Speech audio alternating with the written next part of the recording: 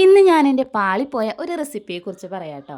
എന്നും നമ്മൾ എന്തെങ്കിലുമൊക്കെ ട്രൈ ചെയ്യുമ്പോൾ ഒരുവിധമൊക്കെ നന്നായിട്ട് തന്നെയാണ് കിട്ടാറുള്ളത്. പക്ഷേ ഇന്ന് ഞാൻ ട്രൈ ചെയ്ത ഈ ഒരു റെസിപ്പി ഞാൻ ഉദ്ദേശിച്ച സാധനം എന്താണോ അതായിട്ടുണ്ടായിരുന്നില്ല കേട്ടോ. ഈ ഒരു റെസിപ്പി തന്ന ആൾ എന്നെ ചതിച്ചതാണെന്ന് തോന്നുന്നത്. ഈ ഒരു റെസിപ്പി എനിക്ക് പറഞ്ഞു തന്നത് ജെമിനി ചേച്ചിയാണ് കേട്ടോ. അപ്പോൾ ഗൂഗിളിൽ നോക്കിയിട്ടാണ് ഈ ഒരു റെസിപ്പി ഞാൻ ട്രൈ ചെയ്ത് നോക്കണത്. ഹെൽത്തി ആയിട്ട് ഉണ്ണിക്ക് എന്തെങ്കിലും ഉണ്ടാക്കി കൊടുക്കാമല്ലോ എന്ന് വിചാരിച്ച് ഞാൻ ബിസ്ക്കറ്റ് തന്നെ തയ്യാറാക്കി എടുക്കാമെന്ന് വിചാരിച്ച്. അപ്പോൾ അതിനായിട്ട് ഇതേപോലെ ഒരു ബൗളിലേക്ക് കുറച്ച് ഗോതമ്പ് പൊടിയും പിന്നെ കുറച്ച് ബട്ടറും ചേർത്ത് കൊടുത്തു കേട്ടോ. പിന്നെ ഞാൻ കൊക്കോ പൗഡർ എടുത്തപ്പോൾ ആൾക്ക് വരാനായിട്ട് കുറച്ച് മടിയുണ്ടായിരുന്നേ. പിന്നെ നമ്മളോടാ കളി. കവർ പൊളിച്ചിട്ടാണെങ്കിലും ഉള്ള 2 ടീസ്പൂണോളം കൊക്കോ പൗഡർ ചേർത്ത് കൊടുത്തിട്ടുണ്ട്. പിന്നെ കുറച്ച് ഈത്തപ്പഴം വെള്ളത്തിൽ കുതിർത്തിട്ടത് ഈ ഒരു പരുവത്തിൽ അരച്ചെടുത്തിട്ടാണ് കേട്ടോ ചേർത്തിട്ടുണ്ടായിരുന്നത്. അപ്പം മധുരത്തിനായിട്ട് നമ്മൾ വേറെ ഒരു സാധനം ചേർക്കുന്നില്ല. ഈ ഒരു ഈത്തപ്പഴത്തിൻ്റെ മധുരം മാത്രം മതി എന്ന് വിചാരിച്ചിട്ടാണ് ഞാൻ ഇത് മാത്രമായിട്ട് ചേർത്തത്. അപ്പോൾ ഉണ്ണിക്ക് പഞ്ചസാരയുടെ അങ്ങനത്തെ ഐറ്റംസ് ഒന്നും കൊടുക്കണ്ടെന്ന് വിചാരിച്ചിട്ടാണ്. അപ്പോൾ ഞാൻ ഇതേപോലെ പഞ്ചസാര ചേർത്ത് ഒന്നും അങ്ങനെ കൊടുക്കാറില്ല. അങ്ങനെ ഇതെല്ലാം കൂടിയിട്ട് നന്നായിട്ട് കുഴച്ച് ഈ ഒരു പരുവാക്കി എടുത്തിട്ടുണ്ടായിരുന്നേ. പിന്നെ ഇത് ചെറിയ ചെറിയ ബോൾസ് ആക്കി കൊടുത്തിട്ട് ഞാൻ കൈ വെച്ചിട്ട് ഒന്ന് പ്രസ് ചെയ്ത് കൊടുത്തതിന് ശേഷം ഞാൻ ഒരു ഡിസൈനൊക്കെ കിട്ടാൻ വേണ്ടിയിട്ട് നമ്മൾ കേക്ക് മുറിക്കണ കത്തി ഉണ്ടല്ലോ അത് വെച്ചിട്ടൊക്കെ ഞാൻ ഡിസൈനൊക്കെ ആക്കി എടുത്തിട്ടുണ്ടായിരുന്നു.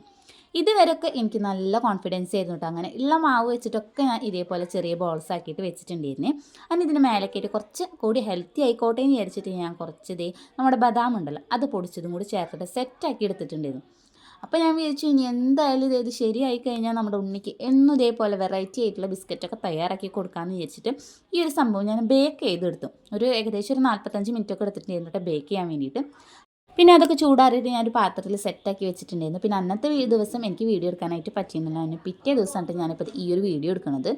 കഴിച്ചിട്ട് നോക്കുമ്പോൾ വലിയ കുഴപ്പമില്ല. എനിക്ക് തോന്നുന്നത് ഏകദേശം നമ്മുടെ ഉണ്ണിയപ്പം ഉണ്ടല്ലോ അതിൻ്റെ ഒരു ടേസ്റ്റാണ്. ഉണ്ണിയപ്പത്തിൽ നമ്മൾ കൊക്കോ പൗഡർ ചേർത്താൽ എങ്ങനെ ഉണ്ടാവും ആ ഒരു ടേസ്റ്റ് ആയിരുന്നു കേട്ടോ.